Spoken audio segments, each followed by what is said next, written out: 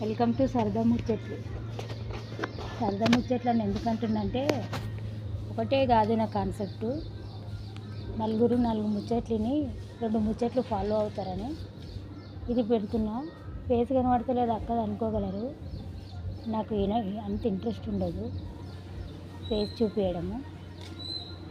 ఏంటంటే ఒక టిప్ చెప్తున్నాను. కాకరకాయ చెట్టు, అందరూ కాకరకాయ అంటే చేదు అనుకుంటారు.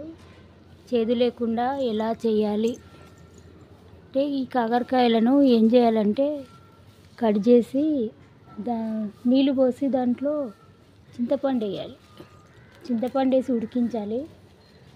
ఉడికిస్తే కాకరకాయ చేదు మొత్తం పోతుంది. దాంట్లో పసుపు, సాల్టు, చింతపండు వేసి 10 నిమిషాలు ఉడకబెట్టాలి. ఉడకబెడితే కాకరకాయ చేదు అంతా పోయి మంచి కర్రీ చేసుకోవచ్చు, ఫ్రై అయినా చేసుకోవచ్చు.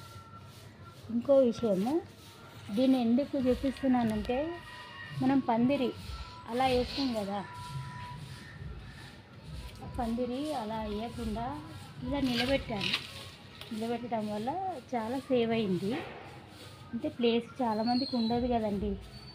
అలా నిలబెడితే కూడా బాగానే ఉంటుంది. పందిరి బాగా వచ్చింది చూడండి, ఎంత బాగా చక్కగా వచ్చిందో.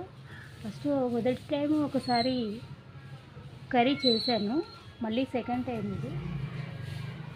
వెనకాల ఉన్న కరివేపాకు చెట్టు కూడా పాడవకుండా ఇలా నిలబెడితే అది సక్సెస్ అయింది. అందుకోసమే మీకు చూపిద్దాము, ప్లేస్ లేని వాళ్ళు నేర్చుకుంటారని ఈ వీడియో చేస్తున్నానండి. చివరిగా ఒక విషయము, ఆ పందిరిలో ఉన్న ఆ చెట్టు పేరు మీకు తెలియదు, ఆ తీగ ఏదో చెప్తే కింద కామెంట్ చేయండి. లైక్ చేయడం మర్చిపోకండి. Please subscribe.